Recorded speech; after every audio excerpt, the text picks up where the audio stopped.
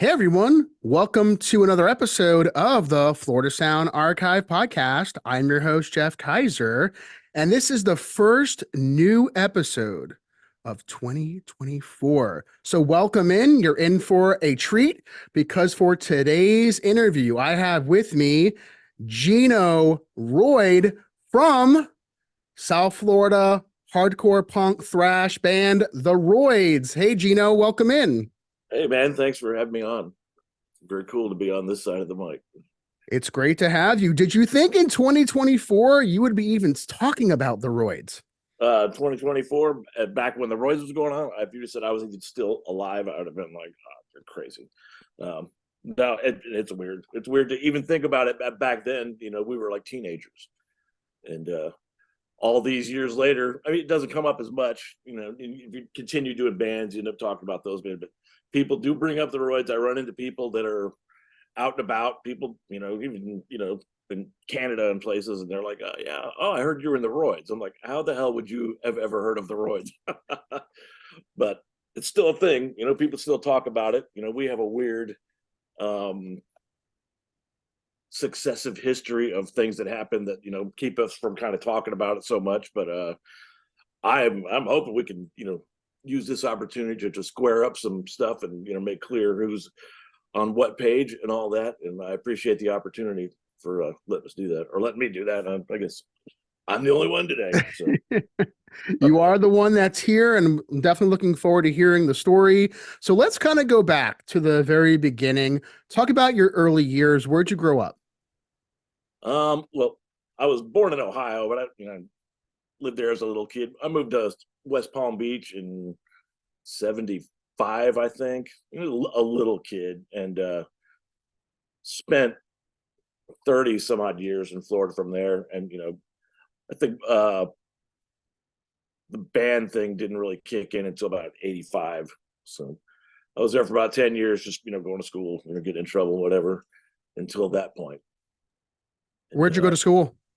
Well, I went to Twin Lakes High School in Palm Beach County, which is the infamous downtown school, the one right by the beach. That's where Burt Reynolds went to school. Oh, I didn't know that. Yeah, that's his alma mater per high school or whatever. And it's the same one that I interviewed the Believers. All those guys went to that school as well. When you think back to the days in high school, what were you listening to back then? Well, punk rock hadn't really kind of taken over yet. That was probably a year or two behind me. I was into all the hard rock shit that was going on then, your Def Leppard and whatever, Judas Priest, Iron Maiden, all that stuff was huge in the early 80s. I was into all that stuff. I still am. I love all that. And there were a couple kids that were coming up behind me that had a different look about them, and they were apparently listening to something a little bit different. And me being like listening to everything, I was just like, I got to check this out as well. And that's when I discovered some of the punk rock stuff. And obviously some of the names like the Sex Pistols and the Clash and all that you were already well aware of, but the more underground American thing, which to me was completely different than that, I found that super interesting. And I always thought that it would be very cool to be in a band. I had no musical experience, and that just discovering that was like a light went off. It's like, oh, I can do this easily. And that was just, seeing those guys doing their thing. And I was like, shit, man, I'm going to do that. And from there, it just took off. What kind of influence did your family have on you musically? My mom was always super supportive. My dad wasn't around. He was living up in Ohio at the time. And my stepfather, he was pretty liberal and allowed whatever, we could come down and set up music in the, front room and have a good time if they weren't around. And we did that a lot. That helped out tremendously in the early years, because who's got money to rent a rehearsal space? So they were fine with it. My mom appreciated music and all that stuff. Maybe she didn't like so much that we were, drinking or smoking weed or whatever. We try to keep that, as low as possible. Sure. What do you remember about one of your first concerts you ever attended? Let's see. Well, I remember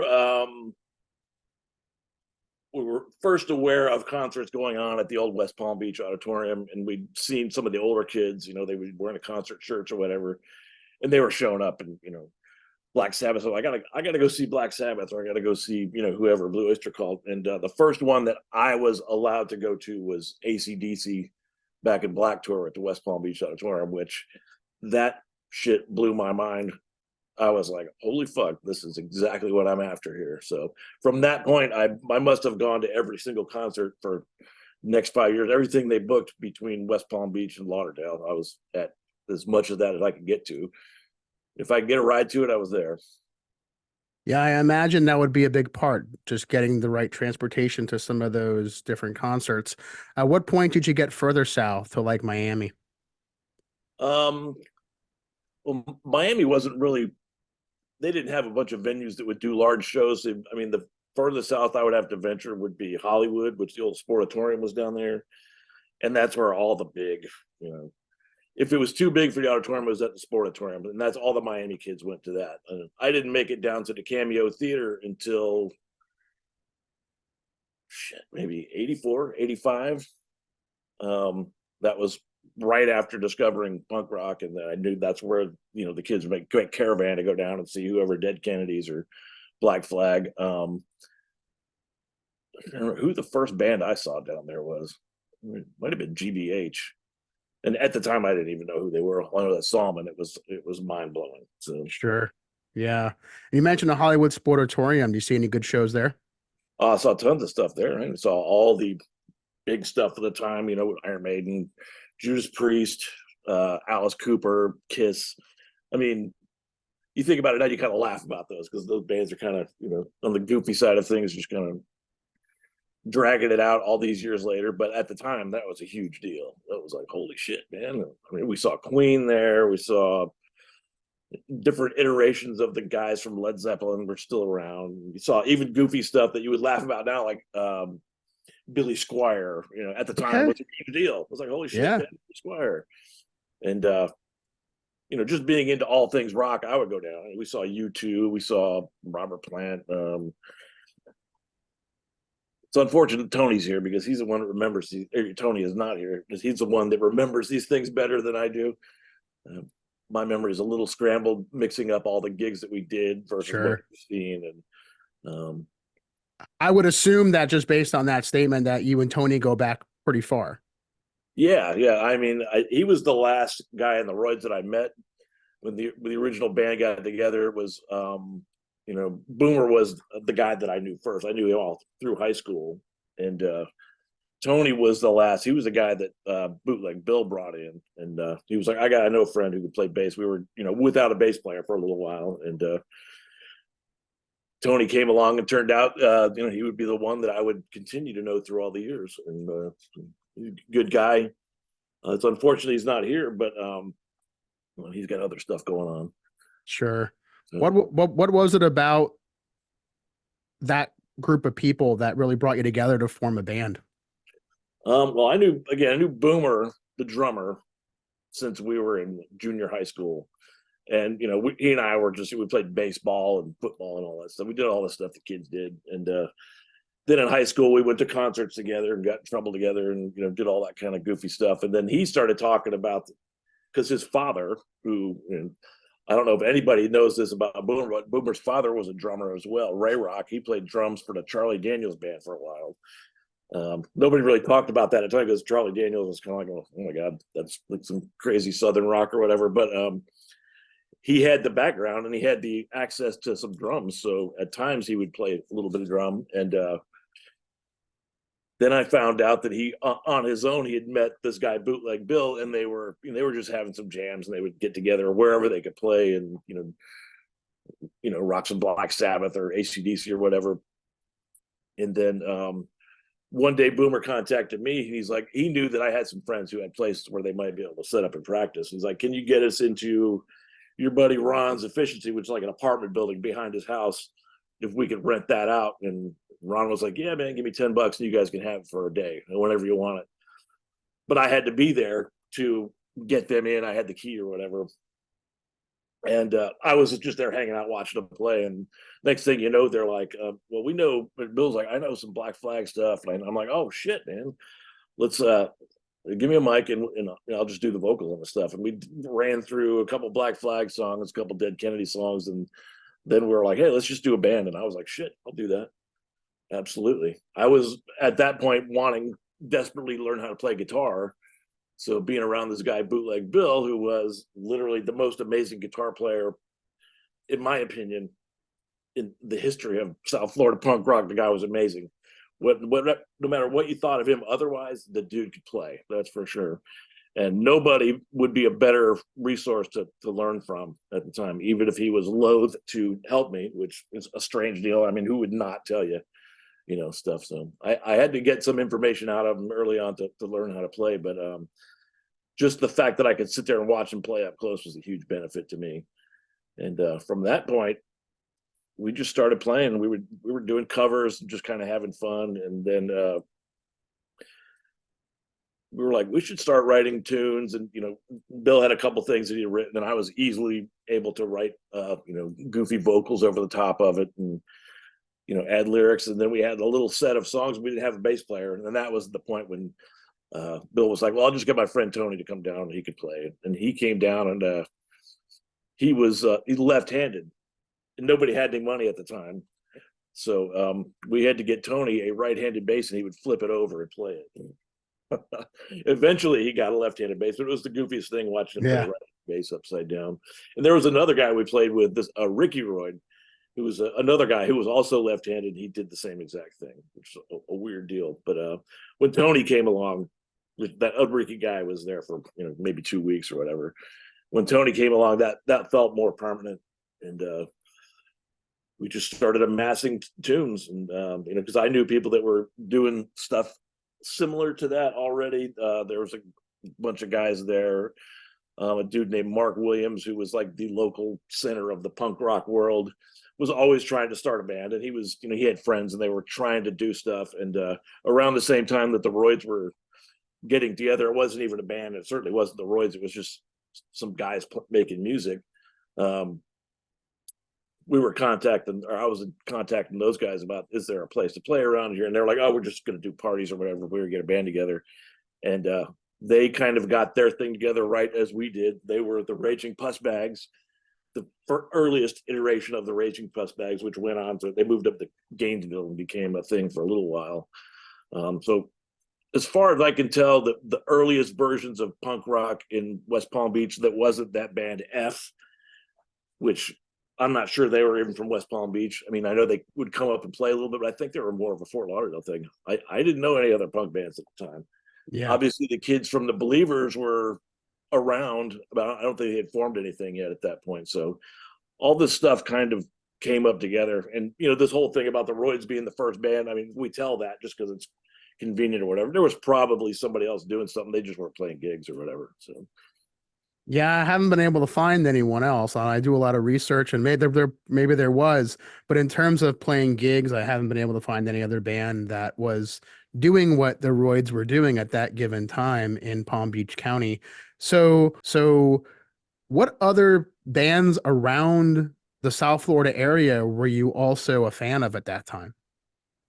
Well, I loved local music to begin with. I mean, there was a couple bands that were in West Palm Beach. They weren't punk rock. There was a band called Mad Max, who later went on to be called Crazy Agnes. And these guys were my friends, and they were doing rock and roll covers. It wasn't, we would never get a gig with those guys simply because they would look at what we're doing and say, you guys are crazy.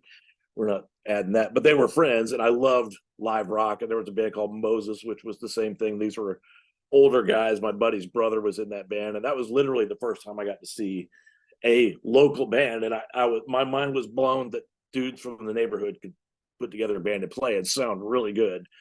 And that fed a lot into doing music myself. But this band Moses was really good. So were the Mad Max guys. There's a guy named Tim Mitchell. He goes by the name Loud now. He's been doing that for 50 plus years or whatever. And he was the guy at school that I would see and be like, that dude's a rock star. And, nowadays people are like, oh, rock star, that's like, a whole goofy thing. Why would you worship it? But when we were kids, it was like, if you played guitar and you were good at it and girls were falling around, you were the shit. That guy, Tim Mitchell, was that. He had some buddies that were, doing other stuff, but those guys weren't playing guitar. So to me, he was the main guy. And we've interviewed him on our podcast, Live Incredible, a couple different times. And he's still into it. And he and I have talked about doing either a book or a local documentary on West Palm Beach stuff. And we had actually started on doing that. And then the whole Donald Trump thing happened. and you got to land on one side of that or another in West Palm Beach because there's so many people that are just Fox newsed out, and I lost a lot of friends over that shit because they were just like hardcore MAGA. I'm like, I don't see it.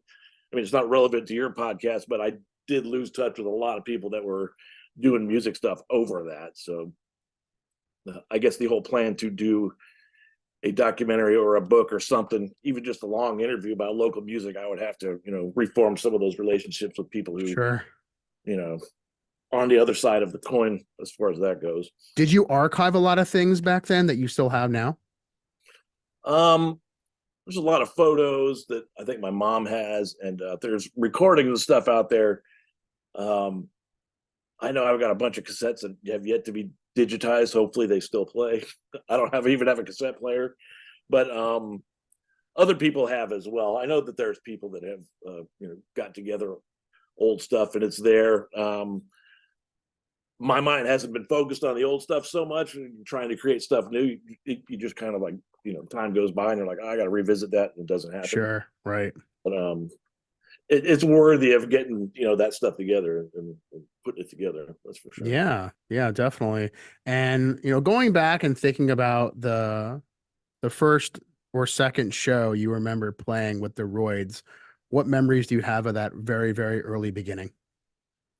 Wow, earliest times would have been stuff that happened like house party stuff, and it would have been us and some iteration of that band, the Raging Pussbags, or the guys that were in that band that were trying to do something else. And I can remember we did a thing at my friend John Gilbert's garage. It was an afternoon gig, and a couple different guys from the local scene from Lauderdale came up, and they were playing, and we played. And I can remember having a really bad sunburn from being out there that day. I had a beet red sunburn, and we went and played, and I was like having like body chills from being so sunburnt. And by the time I got home, I was throwing up from this shit. It was awful. Jeez. But, so that was the kind of crazy stuff you did then. You just got out and got into it. I also remember at that gig, there was some guys from DC that were down. I think they were in that band. Was Marginal Man a DC band? They were. Yeah, it was guys from that band. And I forget the one dude's name, but West Palm Beach had a little bit of a place where guys from out of town could go and stay. They had like a kind of open policy for people traveling that were on their way down to Miami, and there was a place there, and that was called the Hardcore Hotel. And that was a place that we played a couple times. I know the Believers guys may have brought that up as well, but it was a house. It was owned by a school teacher from Twin Lakes High School, and he was an older guy. He's still going, and he just let the kids flop there. And that's where that guy Mark Williams lived, who I knew was like kind of the center of the punk world there. And Mark, I'm not sure of his money situation, but he was independently wealthy because his parents had money and they were both killed, and he inherited a ton of money as a kid. I think that ultimately led to his demise. I think that drugs got involved, but he paid for a lot of people to stay there and come through. He bought music gear for friends and stuff like that. He's a super nice guy.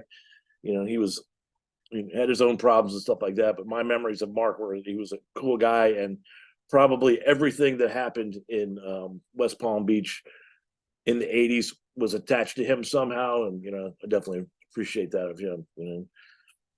I do remember Chad and Tony bringing him up when they were on the podcast Really? As well. And one thing I also want to get into and kind of see when this was created was the logo of the Roidz, the name, right? Because that's very memorable, I feel like, the way the name was written. Who was responsible for for creating the design of the Roidz name, and when did that officially get come out? Well, the original name wasn't even Roidz. We didn't think it was called Filth, and we actually made some hand drawn T-shirts, and there's still a couple of those around. The band was not really so together at that point, but then when we got to where we had like a set of songs, and Bootleg Bill was like, that name Filth is terrible. There's somebody else called that already. And then I remember just seeing this thing on TV. I don't know if it was Saturday Night Live or that old show Fridays or whatever, but they did a skit on there. It was called A Cop with Roids. And it was a little comedy skit. It was a cop who had hemorrhoids and he couldn't get out of his car. It was really funny. And I remember that term Roids always stuck with me. So the whole debate of whether Roids was about steroids or hemorrhoids, it was definitely hemorrhoids, because that was funny. Everything we did was a joke based on, whatever you get a laugh on. And then that logo, there was one that was like a stick figure logo. And then that magazine, it was called Rip Magazine. I don't know if you remember that, but it was a heavy metal magazine at the time. You could get it at 7-Eleven or whatever. It had a very similar logo, and I stole the R off that Rip and then did the Roids with my own lettering on that, and that became the official logo that lasted right up until the end. So, and I think it wasn't like we were trying to keep that a secret. Everybody knew that logo from Rip Magazine at the time. It was just like a rock and roll look, and we wanted that. So, and to be honest, you're the first person that's even asked about that. So that information has never been shared. Okay. But the guys in the band knew about that. Wow. All right. Well, it's great that that story came out here, because that logo came out on hats too, and there was a lot of t-shirts and stuff like that. How important was merch for the band? Oh, well, merch was huge. I mean, and we made it all ourselves. We had a screen printing press at my house, and we would get together and get 2 or 3 guys, and we would print the hell out of shirts. And we'd do like hundreds of shirts. And the first thing we did was just gave them away. We're like, wear this, whatever. And like, so all the local punk kids got one, and they were all wearing them, which is like, at the time, I'm not gonna say it was genius, but it worked for us to get the name out there, to just have everybody wearing this stuff all the time, because kids were like, holy shit, the Roids. And it was because of those stupid shirts. And these shirts were like the cheapest. I mean, this ink that we would get probably washed out of the shirt after 4 or 5 times running through the wash. So they didn't survive very long. But those shirts, we moved a couple of hundred of those early on, and it was all promotional stuff. And I remember thinking like, oh, there's some way we could make some money back on this, because like, it's costing us $50 to do this. Nowadays it sounds like nothing, but at the time it was a big deal when you have no cash and you're throwing your money into that. But as a promotional tool, those shirts were great. The hat didn't come along till later. Tony was behind that. He got those done, and those are still around. I still see from time to time people wearing one of those, or they'll send me a photo of themselves in one of those hats, and it's like, oh, cool, awesome. I have one somewhere. Yeah. Not many bands, I would say, had their logo put on hats that were local. Like, from what I can remember back in the early Florida days, I don't remember a lot of bands doing that. Florida is such a weird place, man. It's like the stuff that the punk rock kids wore in Florida was not what they were wearing in the rest of the country. If you see, I'm here in Nashville now, and I keep up with a lot of the old original music from Nashville from that same era. And those kids were not wearing the shit we were wearing in South Florida. That we had, as you would probably remember, you'd be wearing shorts or, sun breeches and a cutoff T-shirt or whatever. These kids here are like what evolved into the whole crust punk thing. That was the earliest version of that. They would look a little bit goth, and they had leather jackets or jean jackets or whatever, and that was their uniform. We had something completely different going on. And when I look back at the old photos of the shows and stuff in Florida, I'm like, man, we were just like beach kids. Very few of the bands, I mean, some of the Miami bands were, keeping up with that look, the whole leather and studded denim and all that stuff. But for the most part, man, if you're out playing those gigs, you didn't want to sweat. So you had like some goofy shorts on, and the cutoff T-shirt was usually half, sun bleached. So it led to a unique look. Definitely. When you think back to the scene, right, and you get people who you meet over the years, How would you describe what the scene was like back then? Besides the fashion and what people were wearing, what were the attitudes like back then, the crowds? How would you describe that to someone that was from the outside of South Florida? Well, I remember the kids in West Palm Beach specifically appeared to be really hungry for something different. There was, again, there was local bands that were doing like cover metal stuff like that, and that didn't seem to be of real interest to the kids. I mean, those guys would play clubs where you had to be 21 to get anywhere near that age to do that. And if you had a couple punk bands who were either doing, a show in a garage or a show at a house, or like this place JTJC, which was a thing up in Jupiter, Florida, where they booked, all ages show, and it was just for kids, and they booked some gigantic shows there. So that was the kind of the center of the world. You get booked on a show at that place, and like all the kids, their parents would drop them off at this place. So it really was like, instead of going to the skating rink or whatever, it was like, oh well, I'm now into punk rock. If you were between the age of 14 and 18, that was kind of the thing to do. It seemed unique to me in that it wasn't like what was going on elsewhere. Maybe in places like California, I don't know. I wasn't out there, but as far as that went, there was no other like heavy metal kids weren't doing that. It was the punk rock kids, and it was like a weird form of babysitting for a while, if that makes any sense. And by default, if you were any good at this, the kids would eat it up. So we happened to do that right as that stuff was starting to peak. And by default, because we had a band that was competent, we could play, we got 2 or 3 years, I think, being the center of that world, and as things happen, you get replaced. So we got replaced, and whoever came along after us, they got replaced. And Sure. music changes. And but what we were doing happened before the whole, as you know, there was a huge thrash scene, like the metal thrash scene that popped up just following us. And I think maybe the Believers kids had to go a little toe to toe with that more than we did, but we were we thought we were going to be able to do that for a long time. Next thing you know, everybody's into this version of heavy metal, and we were on the outside looking in. Sure. And just north of Palm Beach, you have other cities, like Fort Pierce, Vero, you have Jupiter and what have you. So, the what was it like up that way, north of Palm Beach? I know you all played some shows up that way too. So what was it like up there? And was there any difference between playing a show up that way versus maybe playing a show down further south? Yeah, there was some stuff. There was a place in Hobe Sound that was a movie theater that was booking shows, and we played that a few times. That was when we started getting a little bit more into officially booked concerts. But that was still in that same area. I forget what that was called, but they were doing stuff there. And then there was a record store in Stuart, Florida called Confusion Records.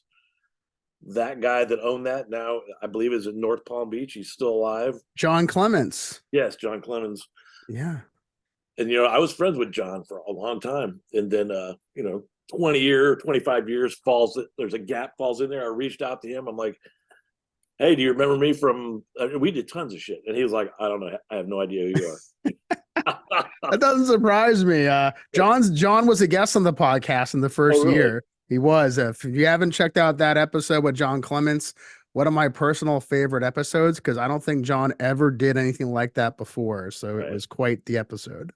I love John, man. That's cool that you did that with him. I mean, that the Stewart version of his record store was probably shouldn't have existed. It was just this little hole in the wall right on the corner, or Confusion corner. And next to him, there was a weird iteration of like psychotronic video. These guys were renting and selling videos of horror movies and sci-fi movies in the VHS age. So I made that a point to stop in at his place all the time. And I remember he had a original 7-inch of an old Ramones song. I don't know if it was like Sheena's a Punk Rocker. He had it hang on his wall. And I'm like, I was desperate to get that from him, and he would never sell it to me. And I'm certain somebody probably stole it, but I remember I would go in there and like task him on some of the records he had, like horrible shit like Molly Hatchet and stuff like that. And he knew about all that stuff though, man. So it was interesting. And I would visit him probably twice a week because I drove a truck route up there and I would drop off flyers for shows or whatever. He would let me know what was going on in that area, what the kids were up to.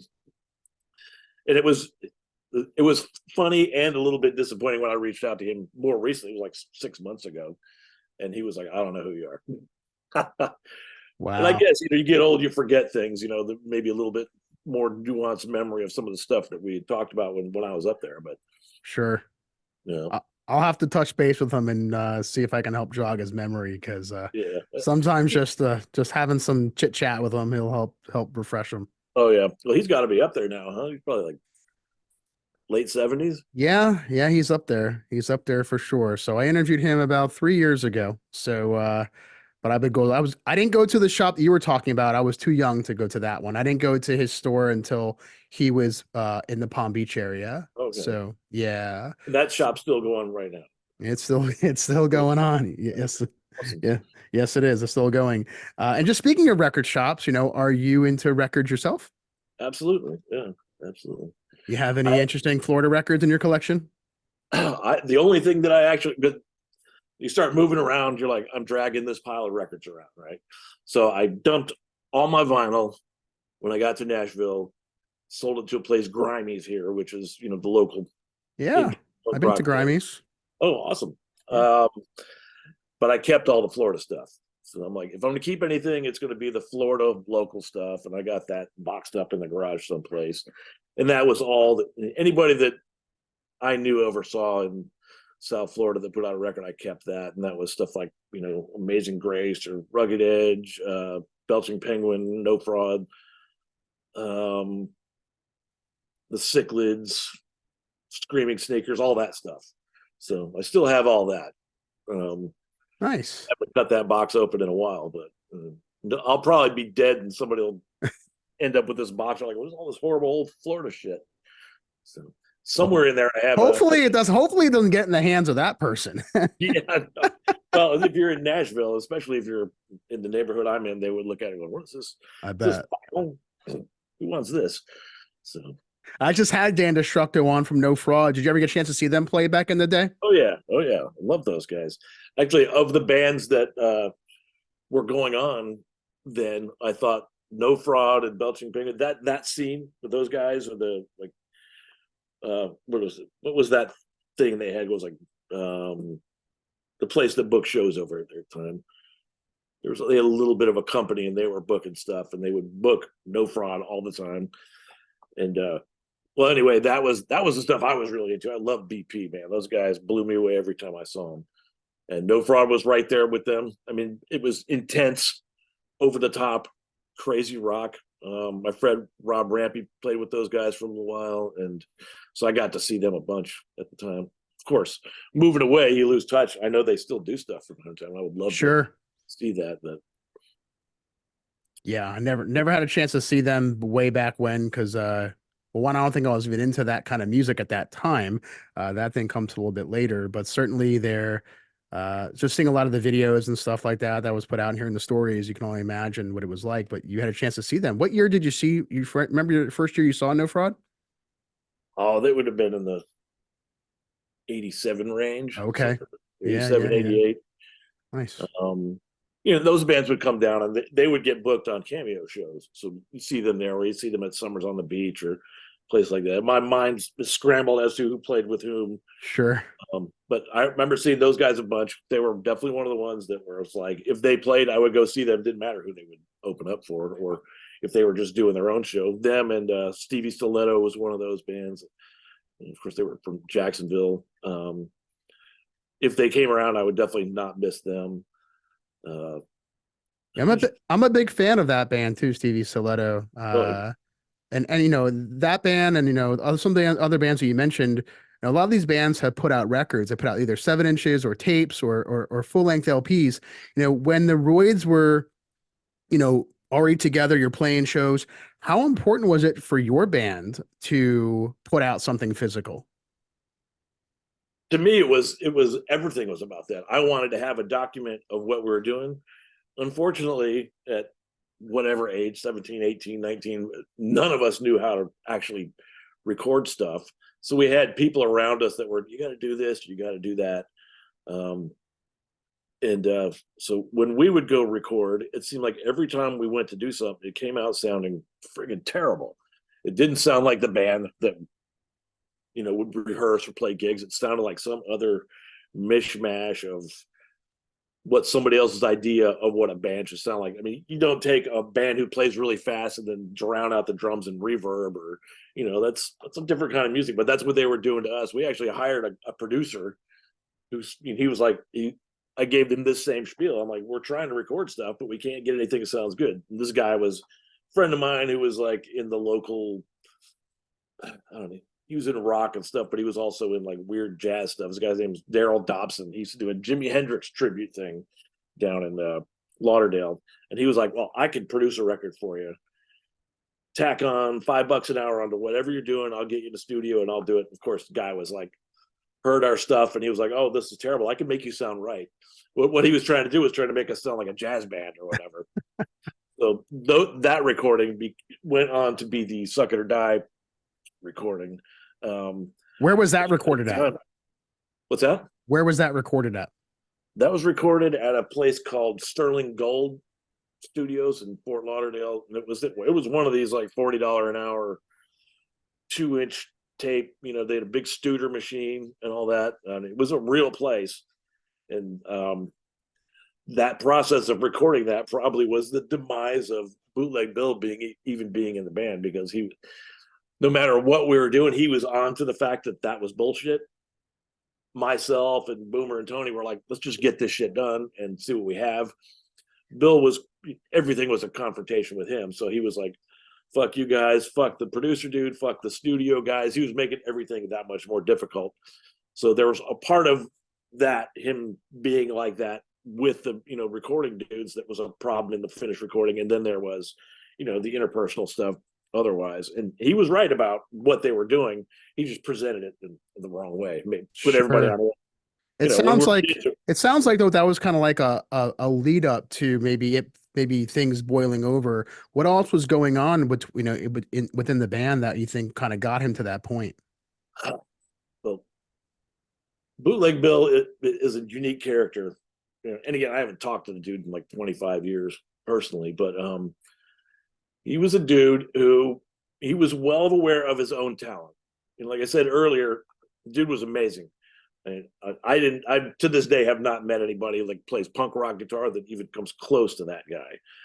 But at the same time, he was like Mr. Fuck you to everything. And, if you were a friend with him, it didn't matter. He would, find some way to piss you off or whatever. But he's also, redneck, one of these guys who comes up from that area of South Florida where, people are racist or, half Klan or whatever. I'm not saying he is or was, but his reputation was a bit of that to begin with. We were stupid kids and we're having a laugh about whatever. But as you get older, you start realizing like, wow, that's not where I am. I'm not going to, make that world the center of what I'm doing. I want to have a good time playing rock and roll. That dude was about some other shit. I don't know. So that started bubbling over a little bit, and he was extremely difficult to work with in that we would book a show and, he didn't drive. He didn't transport his own shit. He didn't do anything. He was like entirely dependent on me or Tony or whoever to come pick him up and take him places. And then someone would we'd book a show. And then that day would come around and we like, oh, we're going to come down and pick you up. And you get to his house, he'd be like, hey, I'm not playing that show. Fuck you guys. So that happened a few times. And then I went to those dudes. I'm like, well, you got the dudes. He's got a major problem with his attitude and he's half a racist and he's, difficult to play with and he won't do these shows. I mean, we can't continue what really was, we couldn't continue having fun with that thing going on. So we made the decision at that point to be like, well, as good as he is, as amazing of a player as he is, and how even though he was the guy that carried things musically for a long time early on, we cut him loose at that point and replaced him with somebody else. And that was it for him. Was there ever any physical confrontation or interactions that you all had at that point? No, that we were. I mean, I know people that were super physical. Everything was a fight or a fist fight, or that wasn't us. The Roids were a bunch of nerds. I mean, it was just we wanted to play music. We wanted to have fun. It wasn't about anything else. Sure. When Bill wasn't really a violent person, and okay, maybe he became that way later. I don't know, but just his attitude was terrible. We couldn't do what we wanted to do. So, and then of course after that, he goes on to have his own world of, super racist, insanely horrible collection of albums and stuff that he put out that directly affected the Roids, because he would be, I'm Bootleg Bill from the Roids. Here's my new racist record. And we're like, oh shit, now we can't even talk about being in this band because it's associated with this guy who's, using this descriptive element to talk about, the Roids. And it wasn't that at all. Shit, man. Between Tony and I and Boomer, man, we were probably some of the most liberal, half hippie types, even though we're doing punk rock stuff. I mean, our attitude for that was not what his was. sure. It sucked. And in the years subsequent to that happening, we haven't really been able to talk about the Roids much because there's that element. You have to explain your relationship with Bootleg Bill. So You feel like the legacy to the band is in any way tarnished because of that? I think anybody who would have discovered his stuff probably would have, like, some bell would go off and say, oh yeah, those guys were one of those, redneck bands of the time. It wasn't like that at all. We had a redneck in the band, but and then there was a lot of people that didn't pay attention to that at all. And they were just like, oh, the Roids were, kind of a thrashy punk band that, put out a couple records, and, we remember, for being kind of an intense deal. And they don't have that part of it. So for me, it's the center thing of anything. When you go back and you talk about the Roids, like, immediately goes to that, and I get a little bit pissed off about it. I'm like, Sure. why couldn't we just remember the band for what it was, which is a good time? Instead, we're talking about this guy who added this redneck vibe to the whole thing afterwards. Right. And that's a huge reason why when I came to Nashville and I was doing subsequent bands, I'm like, I'm only going to do like horror band stuff or stuff that can never slip into that vibe, and people can accuse me of being associated with that shit. You'll see a definite line where Bootleg Bill went, and that's the shit he was after, and then the rest of us, we did something completely different. It was not that. So Sure. I think guys that knew us would attest to that as well. But it's hard to defend. You see the actions of one person, you think everybody was doing that. That wasn't the case. Right. Yeah, I can understand that. And thinking about the Roids music, and you mentioned about the cassette that was put out, and then many years later there was a compilation of Roids tracks that was released. Was there anything else ever put out physically from the band besides the original cassette tape? There was a couple demos and stuff. Actually, the very first demo that we did, which was done on like a little Fostex 4-track, to me that was probably the closest to what the band actually sounded like, even though it was like the most caveman of recordings. When I do get a chance to occasionally hear that, I'm like, oh, that was the band. That sounded great. Every time we tried to introduce a studio or somebody else's input would happen in there, it started sounding like something else, and we could never capture it. So in my mind, I remember, having a rehearsal or playing a gig and thinking, shit, man, this is the most intense band that I could ever imagine being part of. And then you'd record it and you'd be like, what is this bullshit? So unfortunately, it's hard to explain to people what was going on. You're like, oh yeah, you got the album, you got whatever. You get an idea of what the songs were, but those were like really softened up versions of them.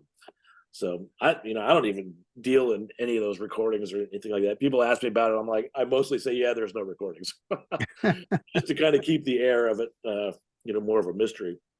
Yeah. I think you're talking about that compilation. That was a Bootleg Bill deal. He put that together with some guy that invested in that from, I think the guy was in Italy or Spain or something like that. And that was the last discussion I ever had with him. I was getting ready to move to Nashville, and I ran into him someplace. He's like, "Oh yeah, I'm putting out a Roidz record." I'm like, "Oh really?" He's like, "Yeah, it's just going to be some of the old recordings, but it's going to be the Roidz featuring Bootleg Bill." I'm like, "That's hilarious." The Roidz featuring, well, he's like, I am the noted celebrity of the band, and people, they want to, check it out. That's going to help sell this thing. And I remember thinking, well, there was some celebrities in this band. Are you out of your fucking mind? And little did I know the very next step was that he was, putting out these crazy records, and he was using that bit as a way to elevate, some of his more racy content that came up after that. And that was the beginning of the end for us being able to even talk about the Roidz. It definitely sucked. So when that compilation came out, was there any approval from any of the other members about that, or did he just go through it and just proceed with it? Well, he had it already going. He used that time when I spoke to him in person as the time to get my authorization or get my stamp of approval, but I didn't know at the time what that was or what it was going to be. I just thought he was putting out a CD, and I'm like, "Oh, cool. We'll be on a CD." And the idea of it being with Bootleg, the Roidz featuring Bootleg Bill, I didn't like that at all, because it was, even though for a long time he was the central musical character, none of that would have happened if it wasn't for everybody else putting in the work. I mean, there was a ton of work, and most of it wasn't him. So it should have been the Roidz. It should have been a document of what it was. And I think he misrepresented a little bit of what his intentions were with that, but whatever. I mean, Yeah, I never saw a penny from that. I don't know that even if he did, but sure. It's not something you would typically see on that sort of record, a punk thrash record. You normally wouldn't see on the cover, featuring and anyone's name really. I yeah, mean, no, that was ridiculous. That's like, oh, here's the Clash featuring Joe Strummer. Like, what? I'm not saying we're anywhere on that level. I'm just saying you don't need to talk about that. You know what I mean? sure, But sure, yeah. Uh, I would say on the positive side, I guess as a fan of the music, it's nice to be able to find it somewhere streaming, because it's really hard to track down any digital music from the Roids. Is that something that you're looking to perhaps change in the future, or are you fine with how it is? well, that whole the bootleg bill element, the whole post band, redneck vibe has kind of made me want to just kind of erase association with that. I'm willing to, like, we're going to do an interview and kind of share my story about it. But it's tough, man. You go back there and there's songs and stuff like that in a real, woke era, you can't really promote that stuff. We didn't know anything about that then. We were just kids talking trash or whatever. We were a bunch of nerds who were like singing songs about getting laid or making fun of people. Well, the years since, you can't do that shit. And I Sure, acknowledge that. So it's kind of hard to, even without the rednecky side of, the element that Bootleg Bill brought, it's still a little bit of a tough sell. You put out a record called Suck It or Die. At the time, we're a bunch of kids like, "Oh, that's hilarious." Now it's like, "Oh shit, you guys are a pro rape." I'm like, "Wait a second, I didn't even realize that's what that was at the time." So you know sure. what I mean? Uh, But are there any Roids tracks that perhaps you had a hand in writing that you do look back more fondly on? oh yeah, all the shit like We're the Roids or Sick of It, stuff that had like a more punk flavor. I was the one that wrote those lyrics, and I wrote in most of the lyrics. But Bootleg Bill would come to me with, "I've written a song and this is the title of the song," and those would be the ones that were always the more offensive ones. I'm like, okay, I can handle that. I can put together. But we were appeasing his gift of being able to write music, and with whatever the hell he wanted to call it or whatever. And to his credit, Tony Roid was the one who even then was like, "That's bullshit. We shouldn't be doing these songs with those lyrics or whatever." And I was just like, who cares? We're just having fun. A couple of years later, I'm like, holy shit, Tony was right. We should not have done that. And I'll give Tony his due. He was the first one to recognize that. And I don't know if Boomer ever paid any attention to it at all. I don't even know if he ever recognized that he was in the band a couple of years after. But Oh wow. it, he just, Boomer was a character. He and I were good friends for a long time, and right up to the time that he died. But when he was done with something, he was done with it. So I'm not having a nostalgia moment here. Let's go do something else. Sure. Before Boomer passed away, what was your relationship with him like? Well, Boomer used to, with whatever band project I was in, would kind of follow me around. He would be out of the picture. 5 years would go by, and then he would turn up, and then he would be the drummer for 5 years, and then he would quit and then disappear again for 5 years. And that happened with the band that I was in after the Roidz, called the Mighty Shrill. And then he was the drummer for the Creeping Cruds here in Nashville for a long time, and he was a great drummer. I mean, he had the best meter of any drummer I ever played with. He was not technically crazy. He was not like the, over the top Rob Rampy type or whatever. He was definitely someone who played a beat, but if you were writing a song and you wanted to be right the first time, he always had that. He just kind of lost interest in being tied down to practice or having to travel for a gig or whatever. He was like, I'm not into that shit. So we had to slow down. And then you deal with him at practices and stuff, and he'd be like, are we done yet? I'm like, we just got here. And his vibe was everybody, all the Cruds guys, it would have a lot. We were remembering him in one of our podcasts. And Jimmy, the Cruds bass player, was like, man, he's like, that guy was the most miserable curmudgeon ever. He would just be like, bring you down, but everybody loved him. So he was a great drummer. So it was just weird, kind of, two sides to this dude. And because you knew him so long, did he slowly become that way over time, or was he always a little like that? In the beginning, he wasn't. In the beginning, he was the one who was, like I said, he brought me into music. And he had a famous quote. He said, I will sleep on park benches and eat crackers to play music. And I always remember that. I'm like, this guy's hardcore. That was before I was even considering being in music. And we did the stuff with the Roids for a little bit. He had some weird girlfriend problems or whatever. And life got him down a little bit. And he lost interest in that. And then he became the cranky old guy at the band who would just be like, you're like, hey, man, can we do a practice? We're only going to use like 2 hours of your time or whatever. And it became a running joke to just get a couple hours on a Boomer and then leave him alone, let him have a week or so on his own. And the very last gig that we were supposed to play with him, we knew that he was moving away. This was 2014, maybe 2013. He'd booked the last show that we were going to do. It was up in Cincinnati at some horror convention.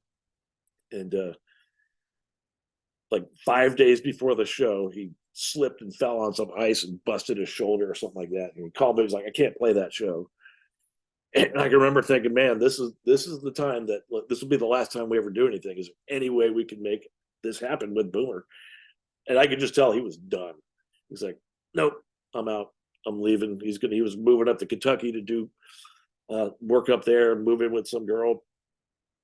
And to his credit, that was a good move for him. She was probably the nicest, most well-rounded person in his life up to the very end. But it was a weird moment that I finally felt like, holy shit, this guy's done, and he's out. I've never felt that way with Tony. I always felt like Tony at some point, whether we're 75 years old, he'll turn up, we'll play, do something. But fucking Boomer, that was a hard hit, definitely. Yeah, I can imagine. Did you guys ever have any moments? I know you said you were trying to distance yourself a bit from the band, but did you have any moments you can remember where you did kind of share some memories, maybe some of your favorite places that you played, maybe some of the favorite other bands that you all were playing with? Did you ever share any of those moments together? Oh, well, we'd have a laugh about some of the crazy shit that happened anytime we got together. I mean, some of the stuff like, playing with G.G. Allin or whatever. I mean, that entire deal is something you kind of check with other people and you're like, did that shit really happen? Or was that something I made up in my memory? And they confirmed that, yeah, that's how that went down. What was that like? Oh, that was, as you probably remember, G.G. Allin was like a larger than life figure for a little while. And we got booked on that show. And that was in the period when he was promising that he, at some point, he's going to kill himself, and he's going to kill everybody with him. And we're like, is this the show that this dude kills everybody and we're part of this? So we get booked with him up in Ybor City. And I'm thinking this was 87 or 88. And Bootleg Bill was the biggest G.G. Allin fan on the planet. So he was just beside himself. He was over the moon. He was like, we're going to play with G.G. Allin. And at the time, the big deal was that Gigi put out a thing saying that no band that's opening up for me will play a show with me and do one of my songs because everybody's scared of me. So what do our dumbasses do? We're like, okay, we're going to pick a G.G. Allin song and play it and see what the fuck happens. In light of the fact that Gigi is also going to kill himself on stage, he's probably going to kill everybody in the room, and let's just inflame that. So we picked a song, and we get there that afternoon, and at that point, I'm like, I'm having second thoughts about doing the song, and I guess Tony and Boomer are both like, yeah, maybe this isn't a great idea because we had just seen Gigi walk in, and we're like, oh, this guy's fucking terrifying.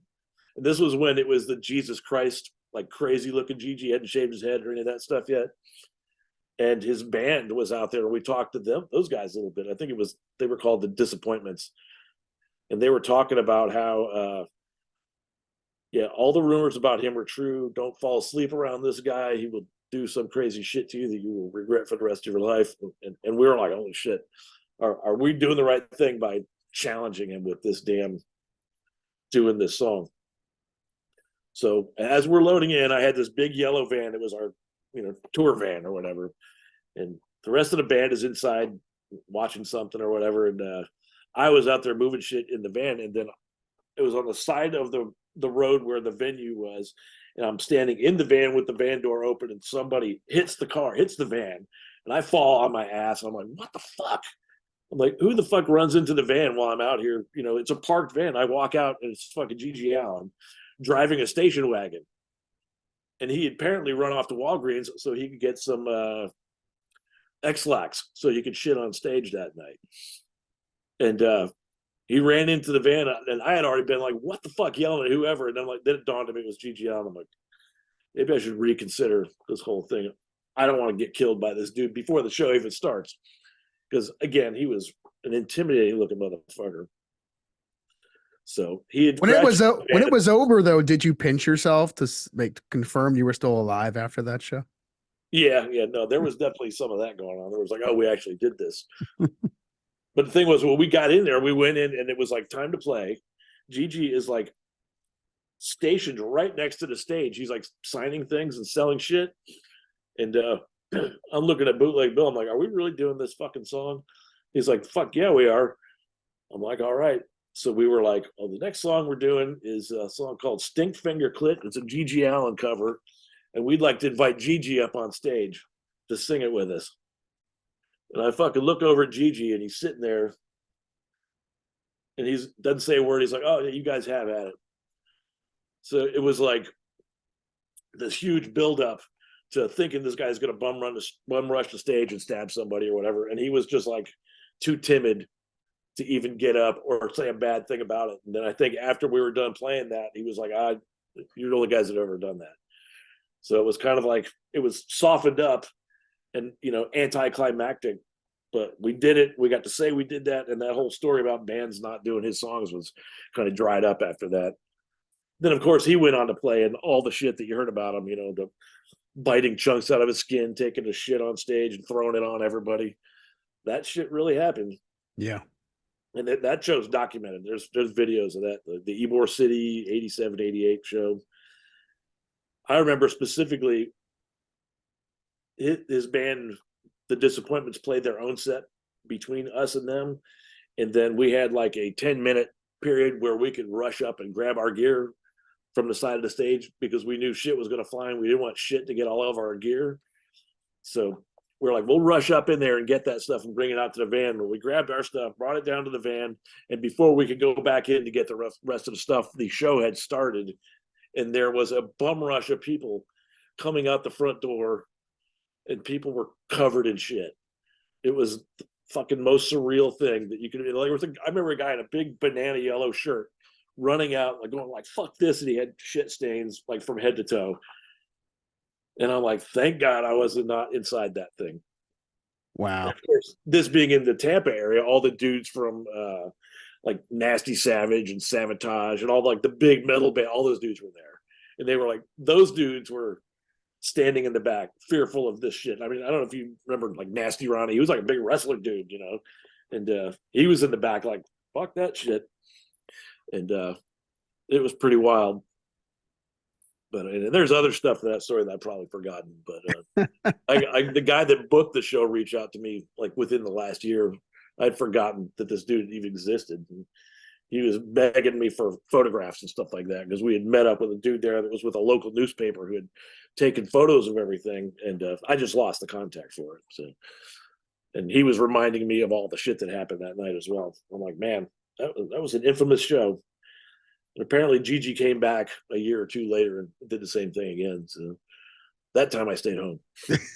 I don't blame you. Would you say out of all the shows the Roids had played, that is the most infamous of them all, or is there one that tops that? That's probably the most infamous. You know, we played with the Mentors in West Palm Beach as well. Musically, I preferred the Mentor show, and we got to meet those dudes, and they were such hams. They ended up staying at our buddy's house for like a week, and I got to know El Duce and all those dudes pretty well. And that was my preferred story, just hanging out with the Mentors because they were just funny goofs or whatever. But I think more importantly, for like, if you were going to ever remember anything about what the Roids did, it would probably be that Gigi Allin show. That would be the one that stands out the most. And the other thing that I would bring up, and I don't know if anybody, you're doing all of Florida, right? Right. Okay. Has anybody ever brought up WMTL, the local radio station there? WMTL. It's not ringing any bells. Well, WMTL was exclusive to West Palm Beach, and it lasted about 5 years. This guy named Rattlehead, and he ran a pirate radio station there. And he would play all the local band stuff. I mean, whatever we gave him, he would play. And that was a huge promotional tool for us. And he would let me come down and run the radio. On Friday night, that's what you did. You drive around and listen to this pirate radio station. He would play metal bands. He'd play local punk bands, play whatever. I mean, if you had it on recording, he would let you play it. And it was a big deal. All the kids in town knew of this. And on Friday nights, that was what people paid attention to. It was really cool. And that dude himself, Rattlehead, Dan Cleveland, it would probably be a pretty good interview because he has a little bit of insight in that stuff.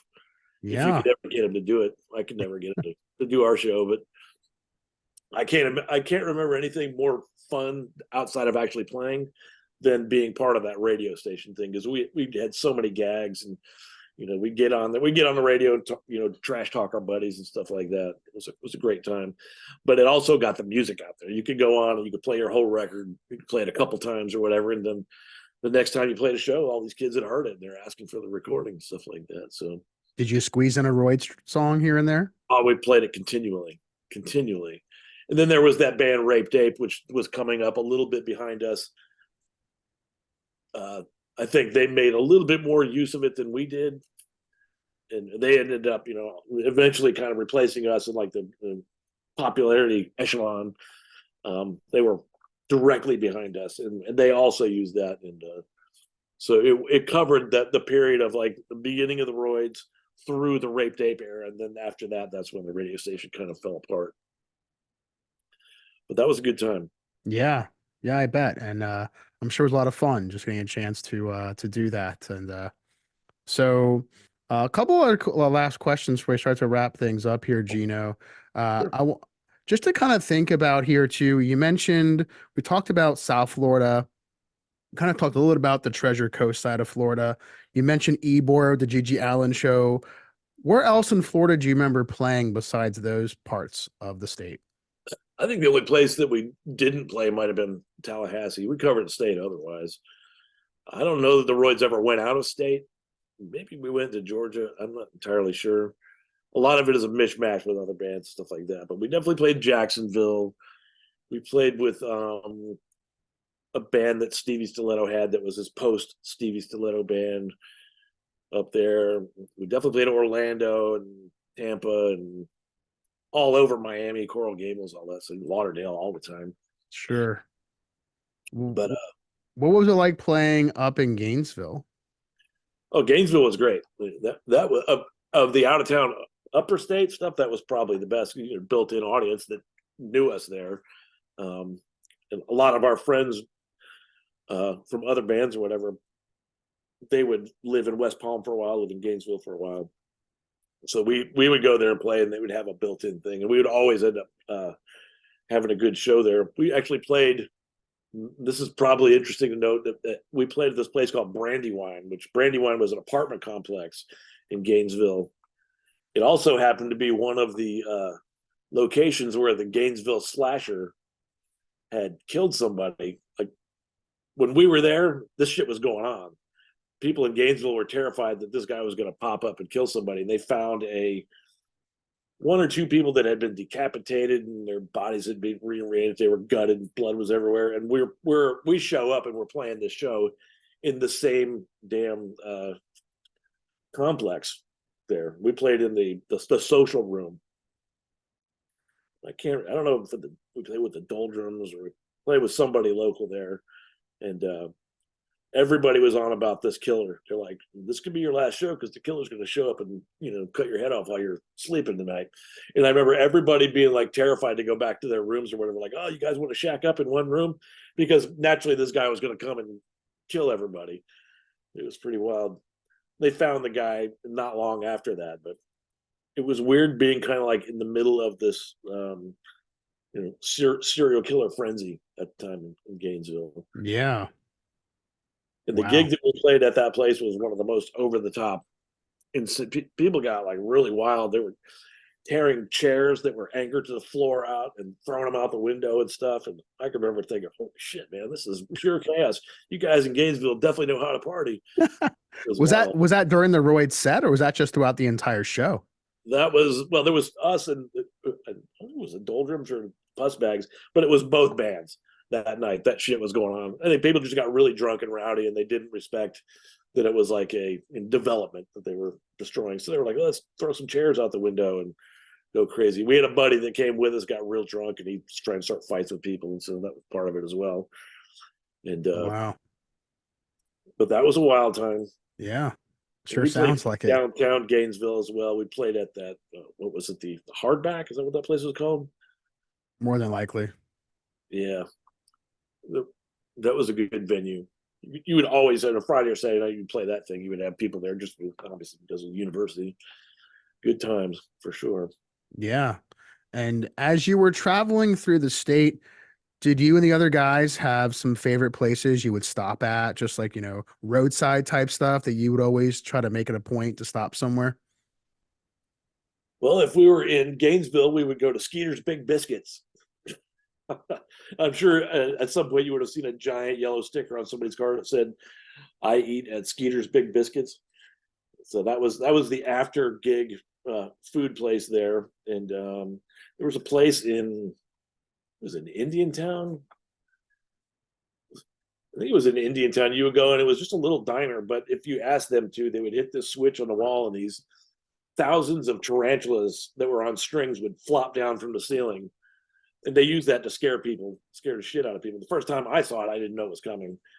And that was really cool. I love that place. But then you had all your, record stores and, hit video shops and stuff like that you would try to hit as well. I was always about trying to find the record stores. Yeah. And I imagine, you being into horror stuff, right? And that's a whole nother topic in itself. But were you big into horror at that time too, or did that come a little later for you? Always been into horror. Always. There's some Roid stuff that's horror based as well. That 3 on a Meat Hook is a horror song. A couple of the other things. We had a song called More Gore, which was just dedicated to gore movies and stuff like that. I mean, that's really what we play music and sit around watching horror movies. It was the era of the first era of VHS where horror was finally being reintroduced. Shit that you'd heard of your entire life, you could finally see it. And, of course, Herschel Gordon Lewis was a South Florida entity, and we were able to track that stuff down. We watched that stuff over and over and over and over. Had a great time with that. Were the other Roids guys also into horror as you were? Bootleg Bill was. Tony probably not as much. He was he loved the music side of things, and he was way into, you know, some of the punk rock shit that was happening at the time. He probably went to more shows outside of playing than I did at that point. Boomer was like into sports and stuff, which was strange. You catch him, he'd be watching golf or bowling. I'm like, really? Bowling? But yeah, whatever your thing is, man, go for it. And this could be a tough question, but thinking about all the horror movies you've seen over the course of your lifetime, what's the one or two movies you feel like you've seen the most? Oh, well, that's an easy one because I see Night of the Living Dead every Halloween. We run that outside on a thing, a big screen that we have, and I run a nightly show on this platform called Cast, where we run movies. We have friends come and watch it with us, and we chat and do that. And some of those movies are that we've shown them hundreds of times and stuff. So I would say the big three would be The Evil Dead, Night of the Living Dead, and Texas Chainsaw. Obviously, and the same three that probably everybody says. But I don't live too far here from where they filmed The Evil Dead, so gone out to the cabin a few times and reclaimed stuff from the old site there, and so that by default that's probably my favorite of all those. Although Night of the Living Dead is a great flick. So is Texas Chainsaw. I love all the old Hammer shit, all the old Universal movies. I mean, very few of those I can find, that I just can't watch. So Sure. I would strongly agree. oh man, I'll live that. I would watch shit every day to watch something. So Nice. I'll have to send you a thing for our nightly thing if you ever want to check it out. Yeah, absolutely. Yeah. And it's so great to know you're still, doing your thing. And just quickly mention something about that as well, because you haven't really stopped, right? You've been pretty much still making music way past the Roidz period. You've been pretty active. So talk about what you're up to these days musically. Well, I'm still in the band, the Creeping Cruds, which at the time when we did the Roidz, a 4 or 5 year stint was probably felt like a haul, but I've been doing the Creeping Cruds since 2002 now. So we're at 21 years. One of the other guys is also original member, and then the other two guys are pretty much long haulers as well. And we're finally, after a long period of like not putting anything else, I went through a period where my ears completely would not allow me to get around recording stuff. Because as happens, if you play music for your entire life, you're going to have tinnitus problems, you're going to have deafness problems. I got all that shit. But I got to a point where we could go in and record. We're going to a place called Welcome to 1979 Studios, downtown Nashville.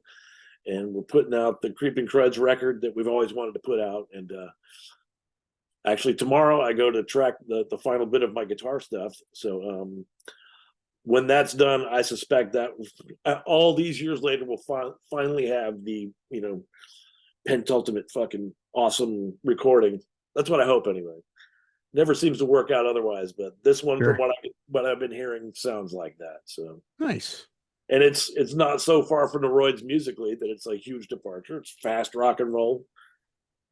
Horror theme is the center element of that. Everybody's capable musician otherwise, and definitely none of that stuff would happen had it not been for the Roidz. So, and I'll be honest, it's weird when you talk about success with being in a band. I don't know if anybody else puts it this way, but I've never been in a band that really actually the band never made any money. It's negative. You lose money playing in a band, but there's not a thing that I've done since I started in the Roidz that wasn't somehow touched by being in music.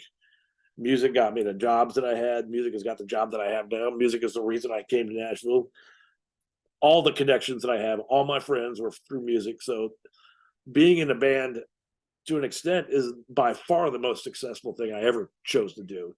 Because had I not done that, who knows what I would have been up to. But, I'm able to live off of the things that I did that were affected by being in music. I, got a decent job and I'm able to live off that. I wouldn't know my wife now if it wasn't for that thing. I wouldn't have any of the stuff that I have now or have done any of the things, and she constantly reminds me, she's like, some of the stories that you tell are crazy. Nobody lives that life. And I'm like, well, to me, it's just like a regular series of events. But I guess, if you're not in a band, you don't live that life. So it's weird.